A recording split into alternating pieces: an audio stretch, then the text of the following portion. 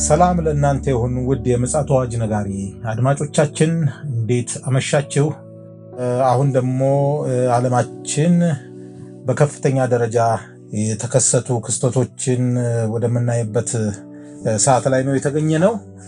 እነዚህ ክስተቶች ደግሞ እንደ እግዚአብሔር ቃል የሚፈተሹበት እንዲሁም ደግሞ ለኛ ደግሞ እንደ ማንቂያ ደወል የሚሆኑ እንደ ምልክትም ጭምር የሚሆኑ ክስተቶች በዓለማችን ዙሪያ እየተከሰቱ ይገኛሉ።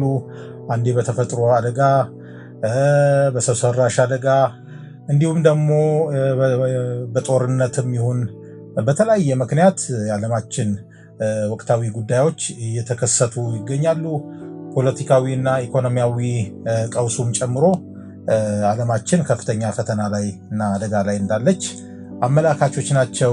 በመካከለኛው ምስራቅ፣ በሩቅ ምስራቅ እየሆኑ ያሉ ክስተቶች በተለይም መጽሐፍ ቅዱሳዊ እንደሆኑ ግልጽ ነው። መጽሐፍ ቅዱስ ነቢያቶች የተነበዩት ትንቢት በግልጽ እየተፈጸሙ ይገኛሉ። እነዚህን በተመለከተ እንግዲህ ከፓስተር አለማየሁ ጋር የምንወያይበት ክፍለ ጊዜ ነው። ብሮነታችሁ ከኛ ጋር እንዲሆን ጌታ ፍቅር እንጠይቃለን። ይልቃል አስራት ነኝ፣ ከምፅዓቱ አዋጅ ነጋሪ አገልግሎት እገኛለሁ። እኔ ከፓስተር አለማየሁ ጋር ወደ ማደርገው የስልክ ውይይት አመራችኋለሁ። መልካም ጊዜ እንዲሆንላችሁ እመኛለሁ። ፓስተር እንዴት አመሸ? እንደምን አመሸ ወንድሜ ይልቃል? እግዚአብሔር ይመስገን። ወጣ ብለህ ነበረ ለአገልግሎት፣ ማምሻውን ነው እንግዲህ የተመለስከው። እንዴት ነበረ? ጥሩ ጊዜ ነበረ? በጣም ጊዜ ነበረ። በጣም የሚገርም ጊዜ ነበረ። በጣም ደስ ይላል። ገጠሩ አገልግሎት እንግዲህ የተለመደ ነው። ደስ ይላል። ህዝቡ የቃል ረሃቡን ሙሉ እግዚአብሔርን ቃል ሲማር ሲያዳምጥ ስትሰማ፣ ከኛም ጋር ደግሞ ሌላ እንግዶች ነበሩ። ልክ ነው። የነሱንም አገልግሎት እንዲያገለግሉ ለድል ሰጥተን ነበርና በቲም ነው ዛሬ ያገለገልነው ማለት ትችላለህ። በመቀባበል እና በጣም ደስ ይላል። የመንፈስ አንድነትን በጠበቀ ሁኔታ እውነት ነው የእግዚአብሔርን ስራ ስትሰራ ደስ ይላል። በዚህም ነፍስ አድኗል። ከህመም የተፈወሱ ሰዎች አሉ። እውነት ነው እና በጣም ደስ ይላል። ጌታ ኢየሱስም እኮ መድኃኒት ለሚያስፈልጋቸው ነው የመጣሁት እንጂ ለጤነኞች አይደለም ያለበትን ቦታ አለና ይሄ ትልቅ ወይ ደግሞ ታላቁ ተልእኮ ነውና በዚህ መስክ መሰማራታችሁ በጣም የሚያስመሰግናችሁ ነው። እንግዲህ ወደ ውይይታችን እናመራለን። ያው እንደተለመደው መረጃዎችን ስለምታሰባስብ እያዘጋጀህና እያጠናከርክ ለአድማጮቻችን ያበረከትክ ነው። ድካም ሳይበግርህ፣ ምክንያቱም ከድካም ስለሆነ የመጣኸው አድማጮቻችን እንግዲህ በትጋት እያካፈልከን ትገኛለህ። እስኪ እንግዲህ መረጃዎችን እንስማቸው። ወደ መረጃዎች ከመሄድ በፊት አድማጮቻችንን ላመሰግን እፈልጋለሁ። ስለሚሰጡት አስተያየት፣ ስለሚያበረታቱን እና ደግሞ ከኛ ጋር አብረው እያገለገሉም ስላሉ እግዚአብሔር አምላክ አብዝቶ ይባርካቸው ማለት እወዳለሁ። አሜን። እንደዚህ የሚያበረታቱና የሚከታተሉ ደግሞ ሲኖሩ እንድትተጋ የበለጠ እንድትተጋ ያደርጋልና ደስ ይላል። እግዚአብሔር አሁንም አብዝቶ ይባርካቸው። አሜን። እንግዲህ ዛሬ ዓለምን እያነጋገረ ያለው ባለፈው ቅዳሜ ኢራንና አሜሪካ በኦማን ድርድር ላይ ተቀምጦ ነበረና ሁለቱም እንግዲህ ወደ የሀገራቸው ከመሄዳቸውን በፊት ከሄዱም በኋላ መግለጫ ሲሰጡ በጥሩ ሁኔታ ላይ እንዳለ ነበር የተነገረው። እንግዲህ የዓለም ነገር በጣም ተለዋዋጭና አደገኛ እንደሆነ እንመለከታለን። ዶናልድ ትራምፕ የሚፈልጉት በአስቸኳይ በአንድ ቀን ወይ በሁለት ቀን ድርድሩ እንዲያልቅ ነው የሚፈልጉት።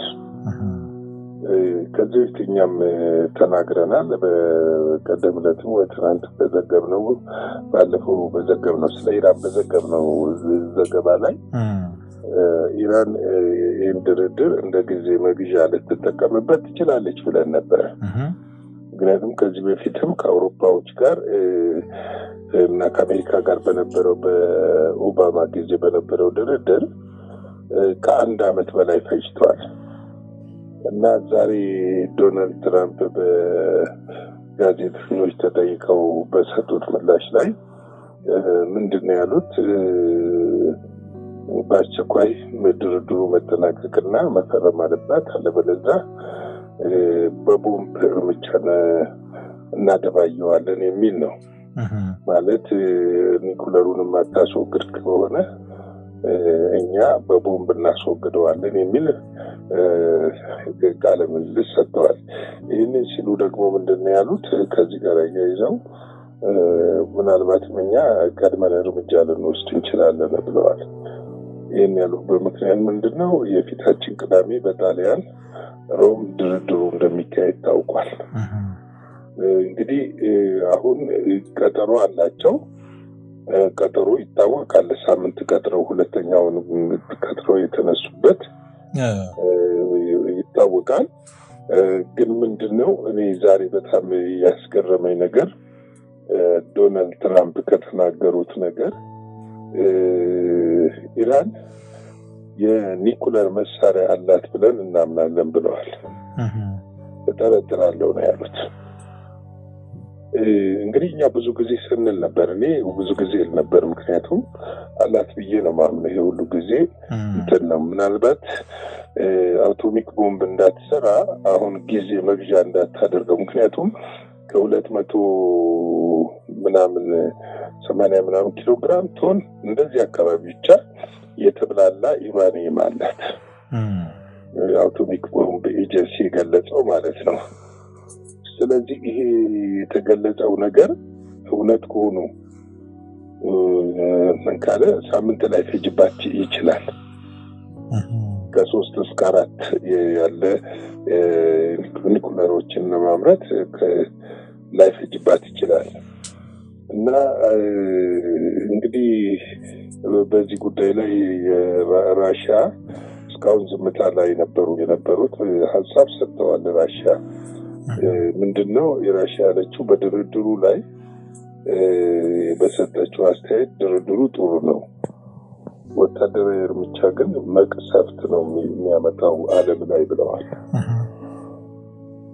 እንግዲህ የሚያውቁት ነገር አለ ማለት ነው። ዓለም ላይ መቅሰፍት ነው የሚያመጣው ሲሉ አንድ ኢራንን ብቻ ደብድበህ ላትቀመጥ ትችላለህ።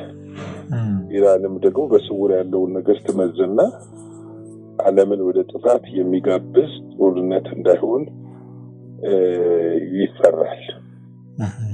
እና ይህንን ስጋታቸውን ተገልጸዋል።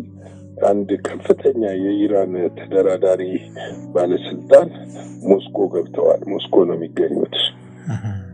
እንግዲህ ሞስኮ የሚገኙበት ምክንያት አሁን ላይ ዓለም የተፈጠረው አንድ ነገር አለ። ይህን ድርድር ከጀርባ ሆና የምትዘውረው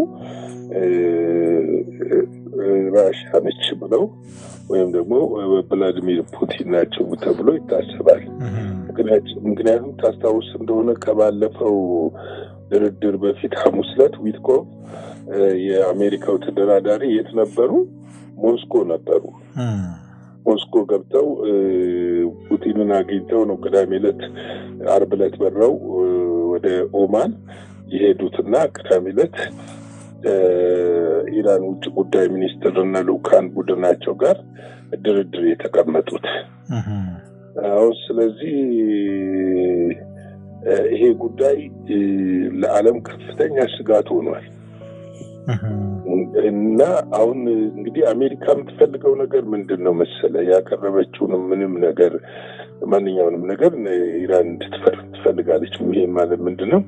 ሙሉ ለሙሉ የኒኩለር ግንባታዋን እንድታቆም እንድታጠፋም ጭምር ነው የሚፈለገው። እና በዚህ ሰነድ ላይ እንድትፈርም የሚል ነው። በዚህ ሰነድ ላይ ፈርሚ የሚል ነው። ይሄንን ደግሞ ኢራን ትፈርማለች ወይ ሲባል አይመስለኝም።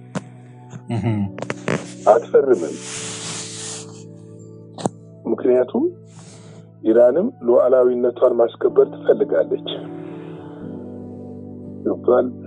በአካባቢው ላይ በኢኮኖሚም በፖለቲካም በወታደራዊም ገዝፋ መውጣት ትፈልጋለች። ስለዚህ ይህንን ሁኔታ በቀላሉ ማስቆም ይቻላል ብሎ ማሰብ እኔ ድርድሩ ጊዜ ሊወስድ ይችላል።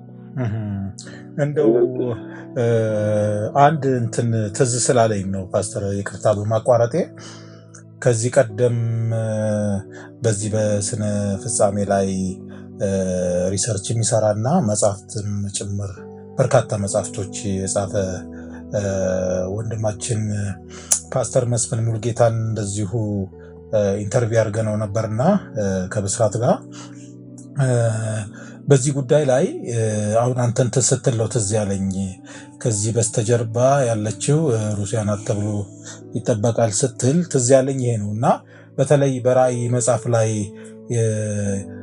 ዮሐንስ ያየው ራእይ አለ አይደለ?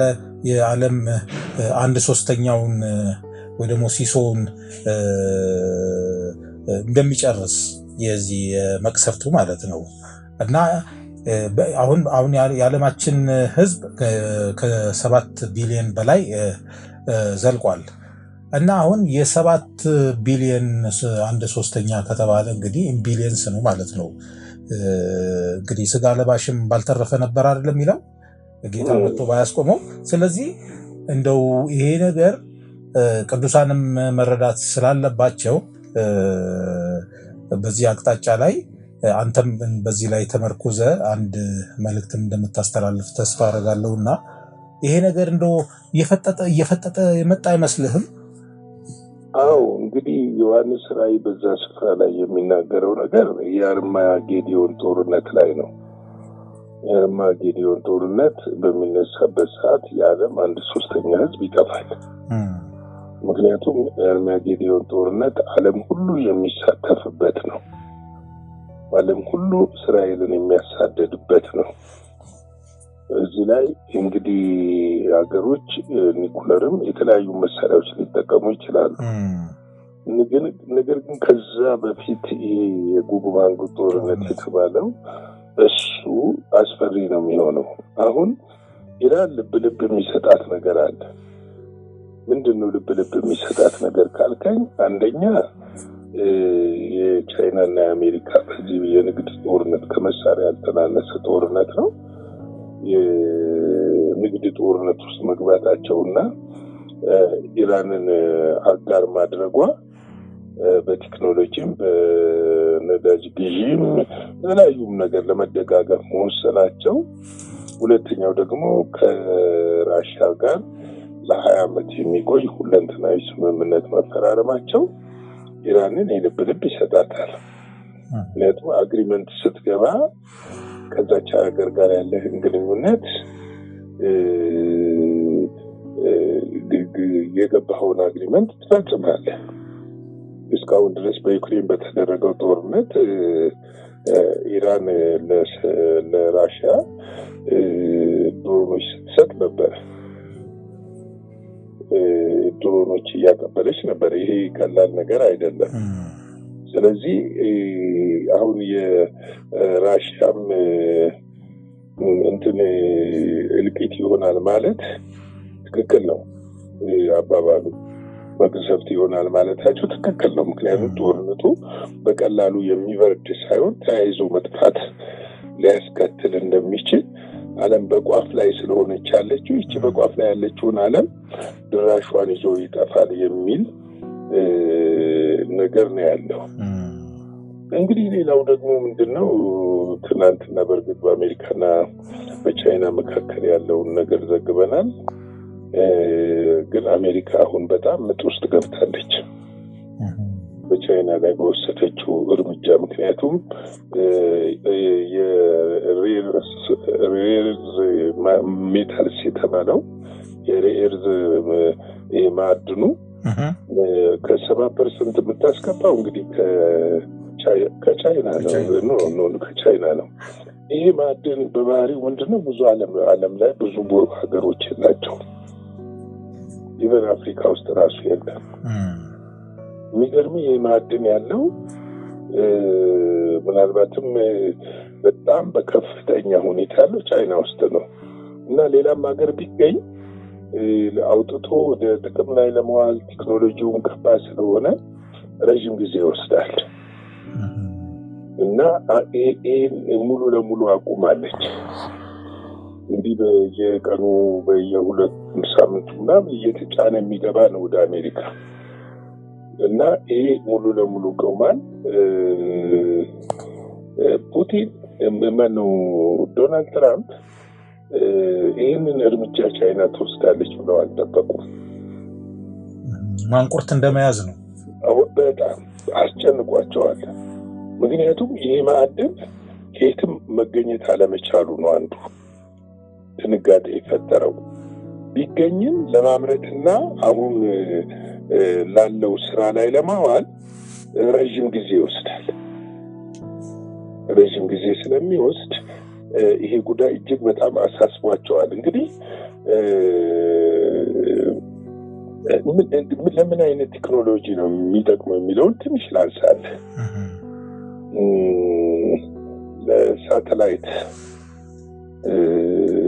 ለሳተላይት ምርት ይጠቅማል።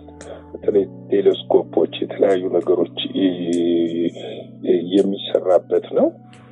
ድሮኖች ተዋጊም በለው ማንኛውንም ድሮን ለማምረት ይህ ማዕድን የግድ ያስፈልጋል።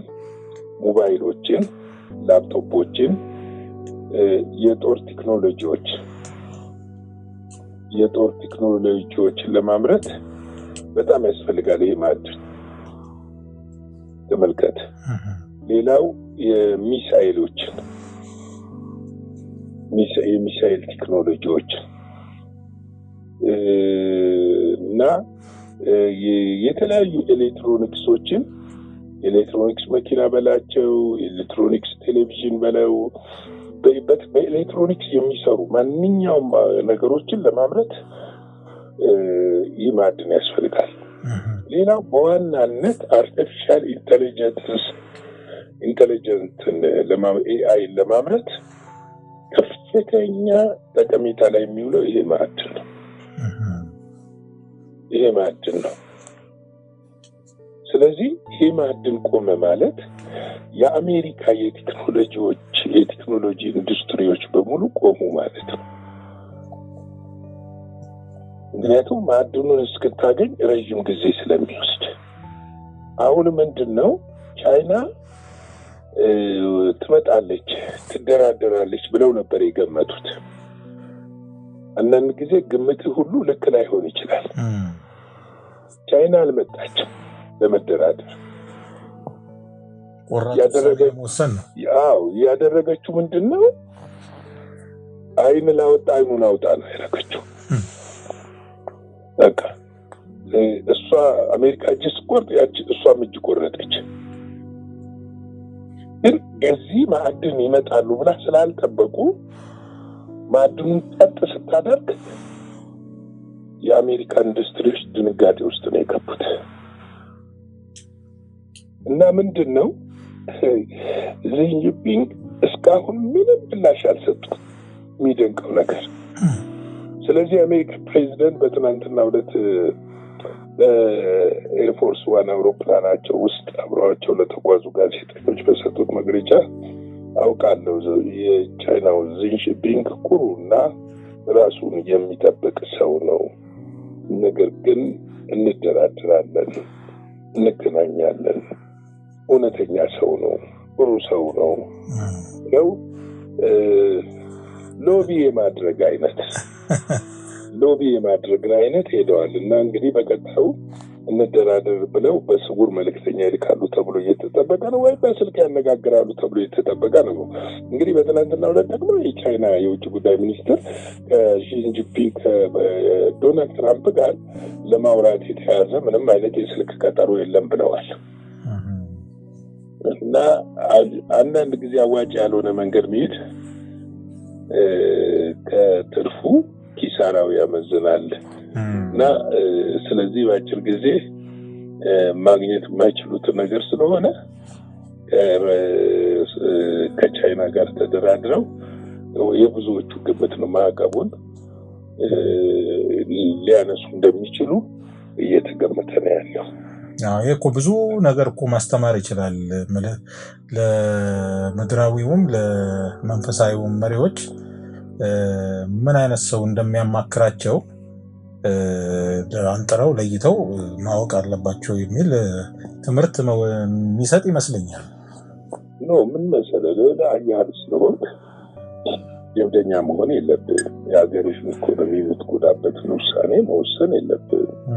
አንደኛ በእርግጥ ቻይና ሰፊ የአሜሪካን ገበያ ትጠቀማለች።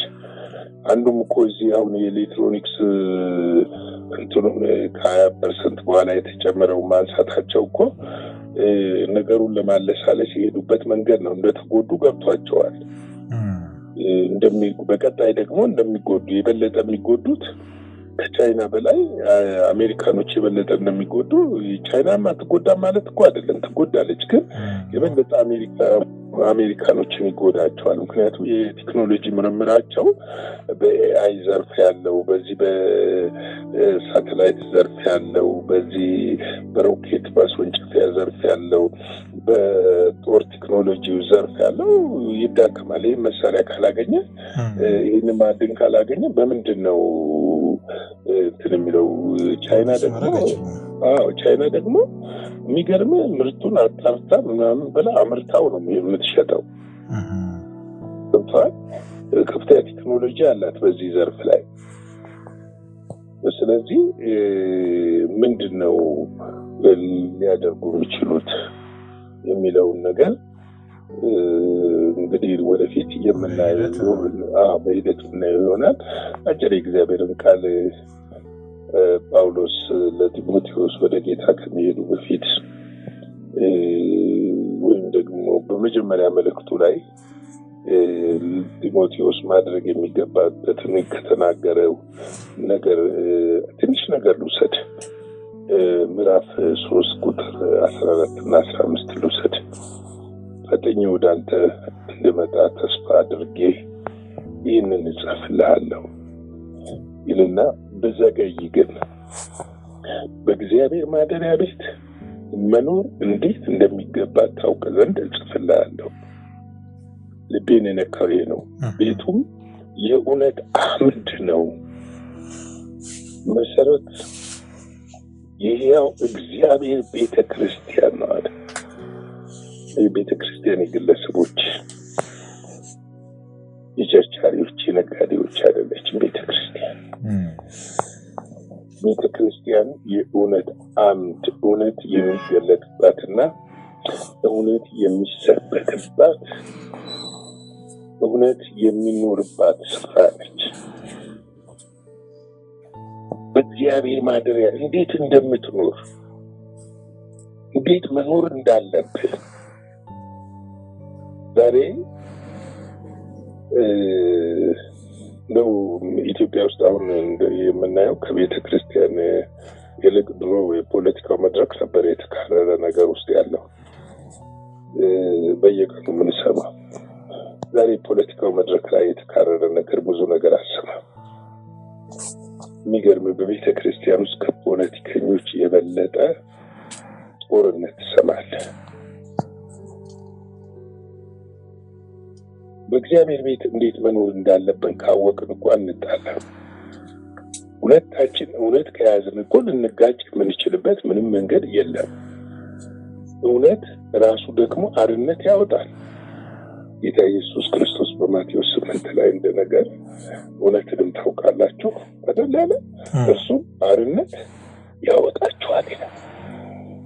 እውነት እኮ ነፃነትን የሚሰጥ ነው፣ ፍርሃት የሚሰጥ አይደለም። ጠበኛ ያረግም፣ ጦረኛ ያረግም እውነት። ስለዚህ የእግዚአብሔር ቤት ደግሞ የእውነት ቤት ነው፣ የውሸት ቤት አይደለም። የእግዚአብሔር ቤት የፖለቲካ መድረክ አይደለም። ቤቱ የእውነት አምድ ነው የሚለው። በዚህ የእውነት አምድ ውስጥ መኖር የምትችለው እውነትን በመያዝ ብቻ ነው። ከእውነት ጋር በመስማማት ብቻ ነው። ከእውነት ጋር በመታረቅ ብቻ ነው። እውነት ማን ነው ስንል ኢየሱስ ክርስቶስ ነው። ዮሐንስ 14 ላይ እኔ እውነት ሕይወት መንገድ ነኝ አለ። እኔ እውነት ሕይወት መንገድ ነኝ አለ።